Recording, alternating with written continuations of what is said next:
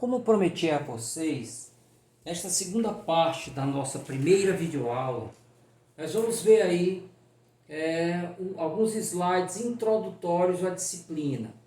Então, a minha primeira questão é trazer para vocês o mapa da África. Então, vocês estão vendo aí que a África, ela parece mais ou menos um crânio visto assim de lado, né? Que você tem aí essa parte onde fica o cérebro, né? Mauritânia, o Mali, Marrocos, e você tem a parte da face. E estranhamente no lugar do nariz vocês têm aí uma espécie de chifre.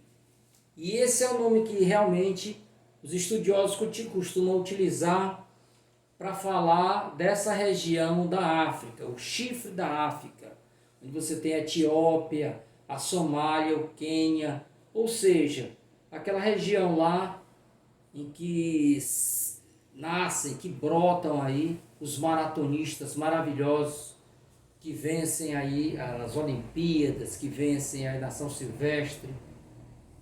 Então, aí na África nós temos 54 países e nós temos mais de 1000 línguas. Mais de 1000 línguas são faladas no continente.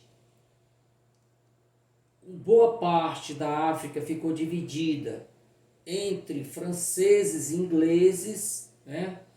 Alguns outros países também tiveram, durante o século XIX, né, colônias na África, que é o caso de Portugal. E aí nós temos os 5 países, né, 5 países que falam o português. Nós temos aqui no extrema esquerda, na parte de cima, na parte esquerda, pintadozinho de rosa, Guiné-Bissau. Nós temos aí próximo do Gabão, né, acima de Angola, nem aparece no mapa de tão pequeno, São Tomé e Príncipe. Temos aí Cabo Verde, eu esqueci, passei por Cabo Verde, né? Cabo Verde fica próximo aí de Guiné-Bissau, também não aparece de tão pequeno, são 10 ilhas. Nós temos Angola, de amarelo, já na parte mais embaixo, perto da Namíbia. Contornando, aí próximo a Madagascar, nós temos Moçambique. Moçambique é o único país, aí, das 5 ex-colônias de Portugal na África, que é banhado pelo Oceano Índico. Os outros são todos banhados pelo Atlântico. Então, quando se fala de África, existe um 3, 2, 1, que eu costumo dizer, né? Do 3 até o 1. 3 é o terceiro continente mais extenso, só fica atrás da Ásia e da América.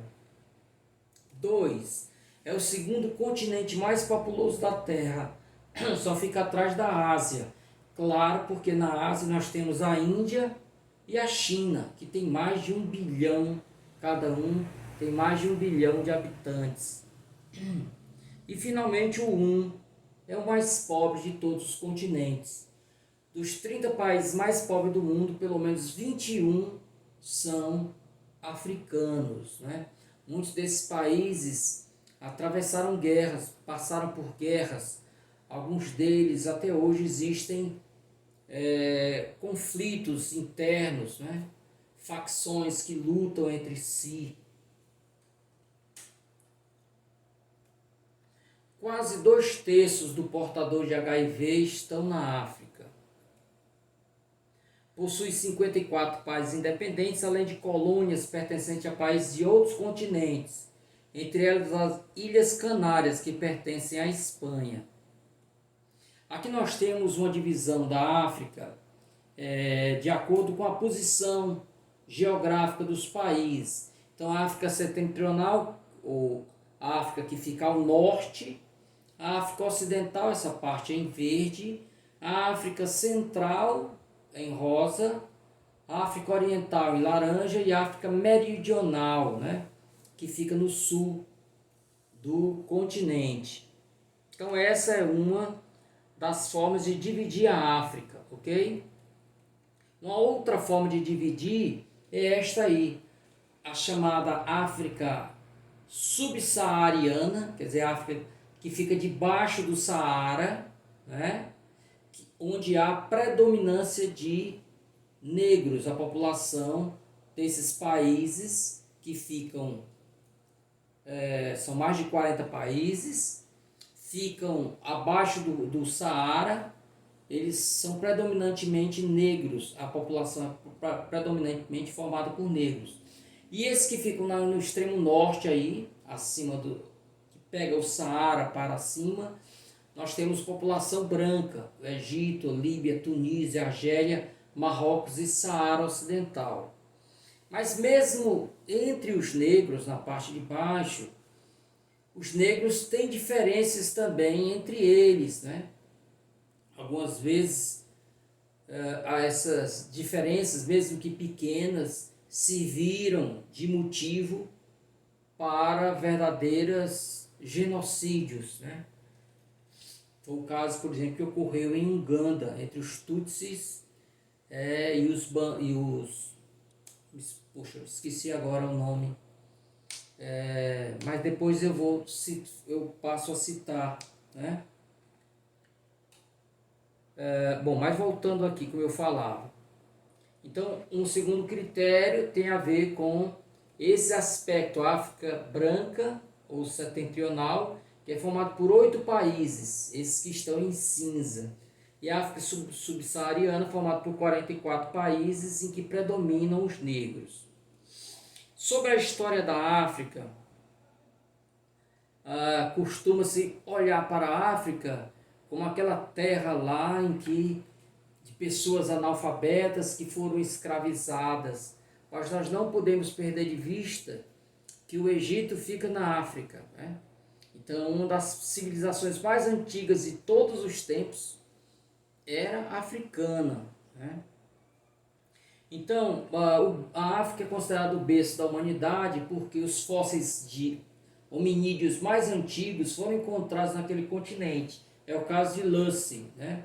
O Lucy é um fóssil de 3,2 milhões de anos, encontrados na Etiópia em 1974. Batizaram com o nome de Lucy porque os arqueólogos escutavam a música Lucy in the Sky with Diamonds, dos Beatles, né?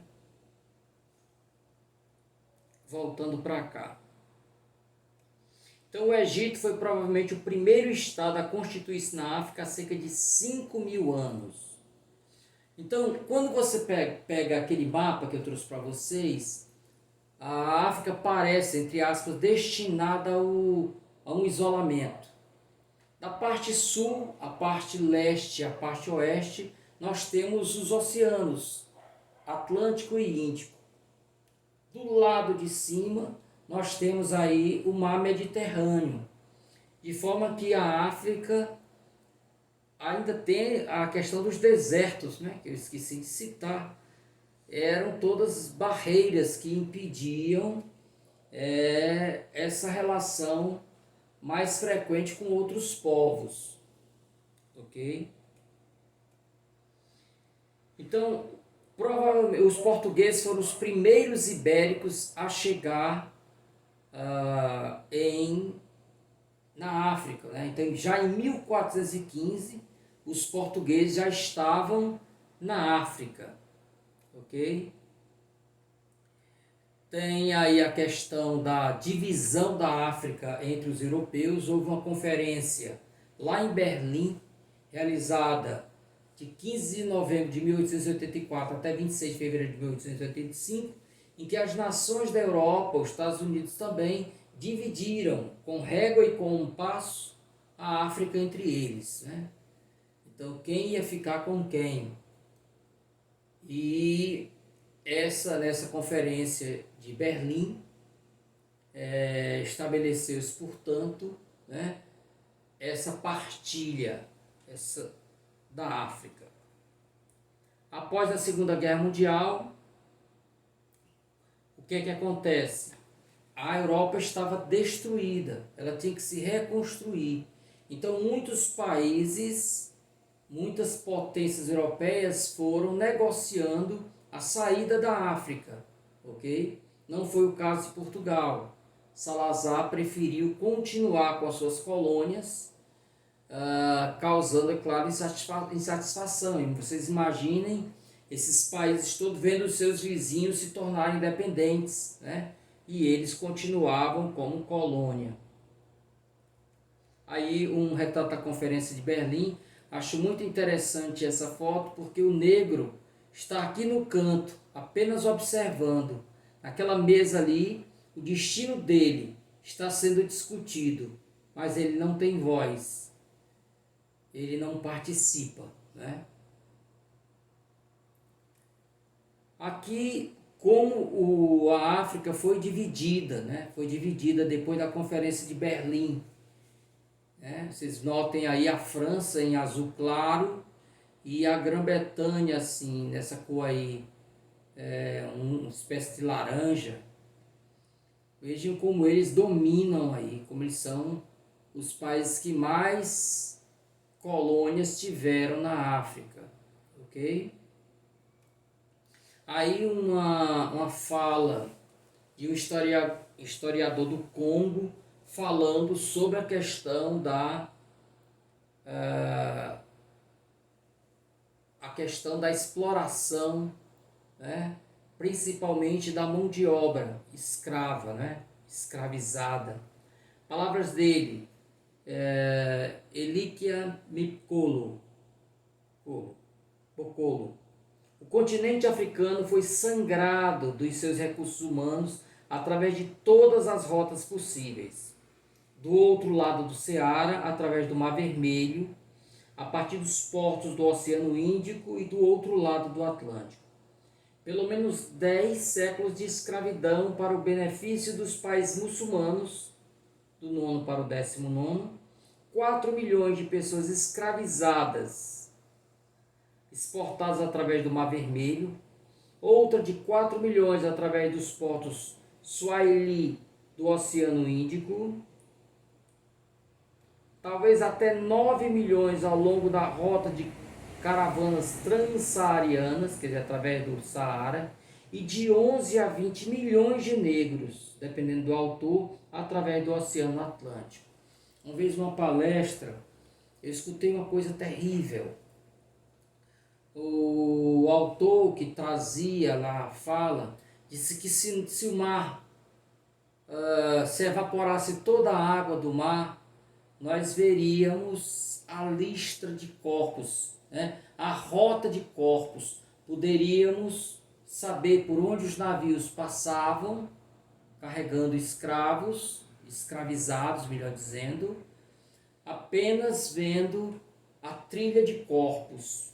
É bom que se diga que quando foi decretado o fim do tráfico internacional de escravos, né, que a Inglaterra patrulhava os oceanos, né, principalmente o Oceano Atlântico, quando um navio negreiro avistava um navio da marinha inglesa, eles lançavam os escravos ao mar. Eles eram amarrados todos uns aos outros e no final uma pesadíssima bola de ferro. Lançava-se aquela bola de ferro ao mar e ela saía arrastando aquelas pessoas que eram sepultadas vivas no fundo das águas.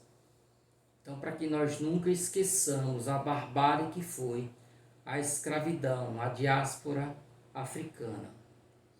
Aqui eu trouxe esses slides para mostrar para vocês as diferentes faces africanas. Então, para a gente, quando se utiliza esse chavão, né, da África como continente negro, perceber que há variações, né? Então aí nós temos aqueles países lá de cima, né? População predominantemente branca. Então nós temos aí, né?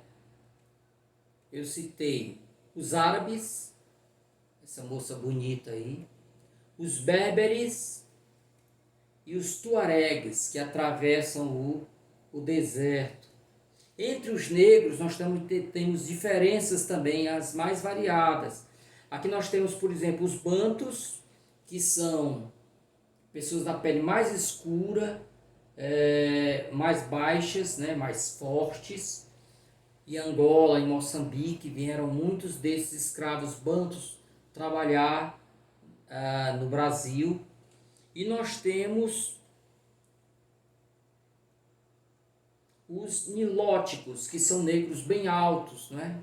Então, muitos nilóticos foram para os Estados Unidos. Então, hoje nós temos aqueles descendentes altíssimos que jogam no NBA, né? Esses negros mais altos. Nós temos ainda entre os negros os pigmeus, né? Nós temos os bosquímanos, né? Esse retrato que eu trago aí, essa foto, é de um ator já falecido que trabalhou numa série de filmes chamado Os Deuses Devem Estar Loucos, né? Então ele era de fato um bosquímano, né? Que habita lá a região muito árida e eles conseguem sobreviver onde nós não teríamos condições de passar dias, né? E eles conseguem viver há muitos séculos, moram nessa região. Tem todo um cabedal de saberes, né, de leitura da natureza que nós não temos, sabe onde encontrar água, alimentos. Então eu gostaria de recomendar para vocês este filme. O primeiro e o segundo são maravilhosos, depois ele vai perdendo força. Os deuses devem estar loucos. Aqui nós temos negros que só existem lá na ilha de Madagascar, que fica ali ao lado de Moçambique, né? Os malgaches. Ainda para mostrar a variedade, né, étnica, eu trouxe aqui um quadro de Debré, né, que veio para o Brasil com a comitiva lá de Dom João VI. João VI trouxe. Ele pintou o Brasil colonial, né? Brasil imperial. Então você tem as várias faces dos escravos. Vocês notem como há bastante diferença. Penteado, na tez mesmo, na altura, no tom de pele, né? Existem uns que são mais escuros que outros, né? Ok? Eu falava sobre aquele genocídio que ocorreu, né, em Ruanda, né?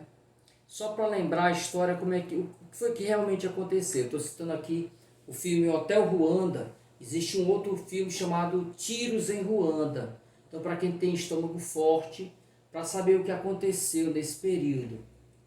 Então, aquela região ali, onde fica Ruanda, na época pertencia aos alemães. Na verdade, eram dois países que eram ligados e essa região era dominada pela Alemanha, né? Só que com a guerra,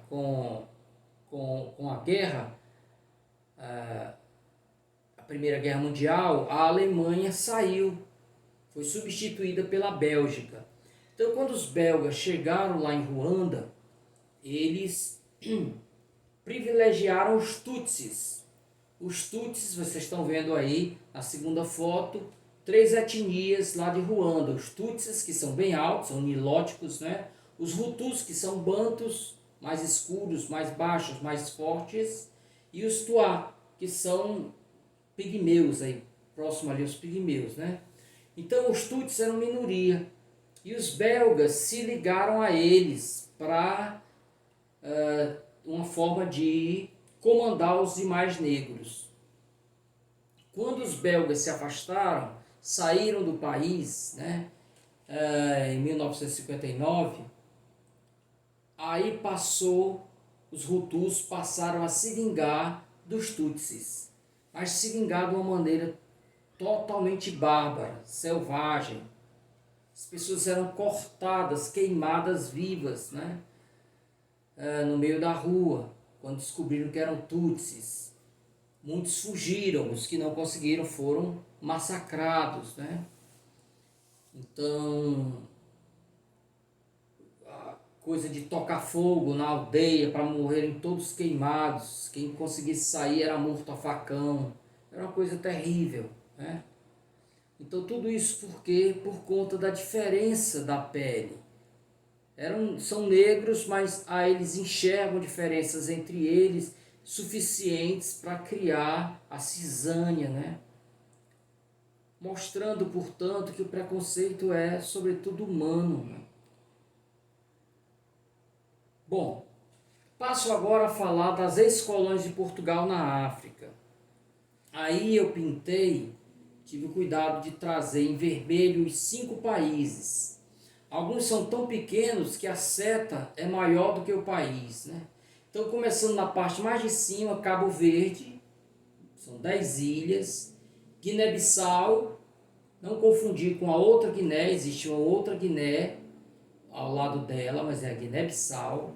Depois você tem São Tomé e Príncipe, que tem esse nome porque são 2 ilhas. A ilha de São Tomé, que é a maior, e a ilha do Príncipe. Depois você vem Angola, que é o maior dos 5. E aí, contornando, você chega em Moçambique, que é o único que é banhado pelo Atlântico. Notem que entre Moçambique e Angola tem um país chamado Zâmbia. Portugal tinha interesse em ficar com esse país para que você tivesse acesso, para que ele tivesse acesso de um oceano até outro, né? Mas a Inglaterra não aceitou, ela queria esse corredor indo para o sul do continente. Então ele decreta lá um ultimato que obrigou Portugal a se afastar da Zâmbia. E Portugal o fez, causando assim uma depressão nacional. Mas isso é assunto para outra crônica. Eu trouxe aqui algumas características das 5 ex-colônias. Então, com exceção de Angola e Moçambique, são países muito pequenos. São Tomé e Príncipe, por exemplo, é menor do que Caucaia. Caucaia é maior do que São Tomé e Príncipe. São todos países muito pobres economicamente, mas ricos do ponto de vista cultural e paisagístico. Então eu tenho muito medo, principalmente quando eu tinha alunos africanos, de dizer isso, que eram países muito pobres, para eles, porque eles poderiam sentir que eu estava de alguma forma menosprezando. Mas são países muito pobres, principalmente porque foram expoliados, roubados durante séculos e séculos e mais séculos, né? Então, eles são países lutando pelo desenvolvimento, são países, o caso, por exemplo, de Moçambique, logo depois da independência, ele atravessou uma guerra interna, né, que durou 16 anos. Angola também teve guerras internas. Então foram países que tiveram que ser reconstruídos, até hoje lutam, né, para conquistar o progresso. Não quero também encobrir, né, problemas graves, que é o caso da corrupção, né? Em geral, esses governos são muito corruptos, que digam os jornais, né? São países que conseguiram sua independência muito recentemente, entre 74 e 1975. Eu sou mais velho do que eles. São países que têm muitos grupos étnicos. Em Guiné-Bissau, por exemplo, são quase 30. Vocês imaginem, gente, se não houvesse uma língua nacional, hein? Como essas pessoas iriam conversar entre si, já que falam línguas diferentes. Eu tinha uma aluna africana que ela dizia: eu sou mandiaco, não entendo nada do que falam os papéis, que é outra etnia, não entendo nada.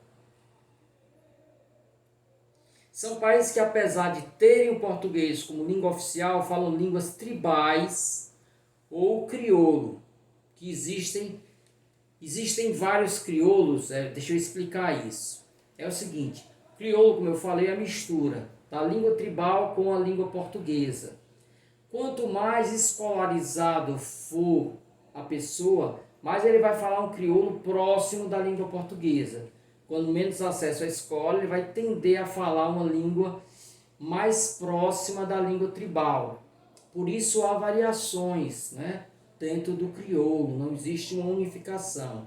Há um esforço para isto. Linguistas tem feito o esforço de criar uma gramática do crioulo, de criar um dicionário do crioulo para unificar.